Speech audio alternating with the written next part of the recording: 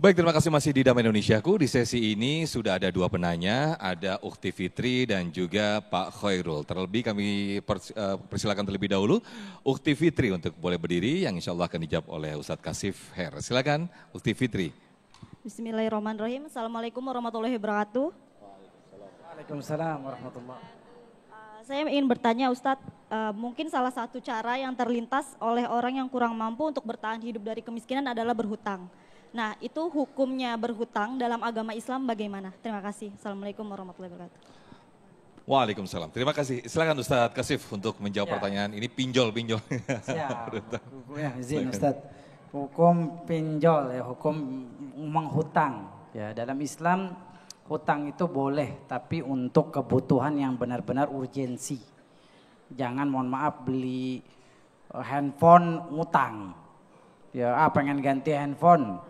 Ngutang, padahal handphone kita yang lama ini pun masih bisa pakai WA, masih bisa telepon. Rasulullah SAW pernah berhutang untuk beli makanan dengan menggadaikan baju besi perang dia. Nah, makanya disebut dengan farihanu makbudoh dalam Quran, rihan makbudoh, hutang. Hutang itu boleh. Bahkan ayat terpanjang dalam Al-Quranul Karim itu membahas tentang utang. Ya ayyuhalladzina amanu idza tadayantum bidainin ila ajalin musamma faktubuh. Wahai orang-orang beriman, kalau kalian saling berhutang maka catatlah di waktu yang telah ditentukan.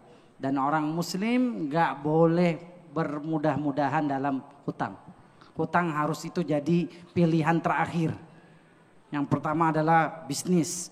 Bisnis sudah mentok, baru kita hutang. Dan itu pun buat kebutuhan yang urgent. Dan kalau kita sudah ditentukan deadline-nya, jangan mundur.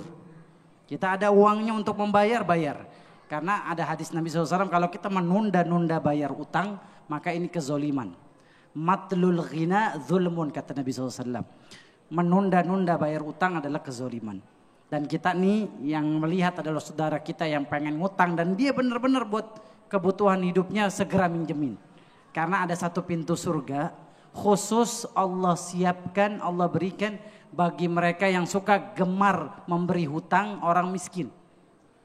Dan dia membebaskan hutangnya. Ketika misalkan minjem 1 juta buat makan. Pas hari hanya dia mau balikin, kita bilang gak usah Pak. Ini 1 jutanya Bapak simpen, saya ikhlaskan. Maka orang seperti ini ada satu pintu surga khusus. Orang yang suka membebaskan. Dan bahkan ini juga saya pengen ngasih tahu lewat Majelis Damai Indonesiaku ini buat DKM Masjid. Kalau ada jamaah masjid kita yang punya utang, gak lunas-lunas utangnya, dia sulit dan kita tahu kategorinya fakir miskin, maka dia berhak dibantu lewat masjid. Masjid harus jadi solusi perekonomian umat Islam.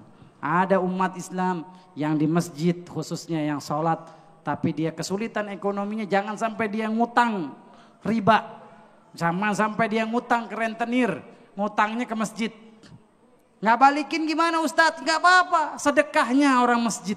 Amin ya rabbal alamin. Setuju nggak? Ini yang ngomong setuju besok mau datang ke masjid. Ibu kok rajin sholatnya Bu? Kenapa ibu rajin sholat? Karena masjidnya hebat, punya program bebasin utang pinjol. Ramai masjid, alhamdulillah. Karena diantara orang yang mendapatkan hak atas zakat kita al-gharimin. Orang yang kesulitan hidupnya sampai hidupnya dari utang.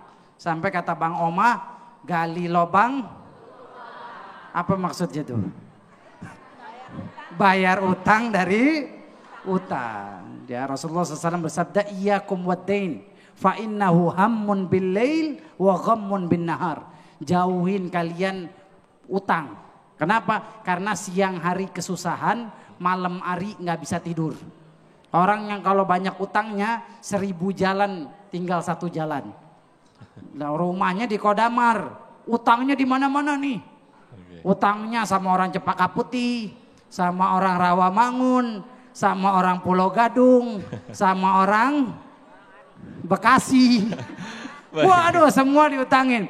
Mau naik mobil, naik motor, bingung dia. Di depan lewat sono gue punya utang sama dia. Sebelah kanan gue punya utang. 1000 jalan jadi 1 jalan orang yang banyak utang. Naik ojek pun diutangin ya. Baik Mas Al, terima kasih atas jawabannya. Tapi jangan termasuk juga orang kita yang mudah berhutang, kemudian dengan kita berhutang, berleha-leha, toh nanti ada yang membayar. Jangan berpikiran itu juga ya Ustadz ya.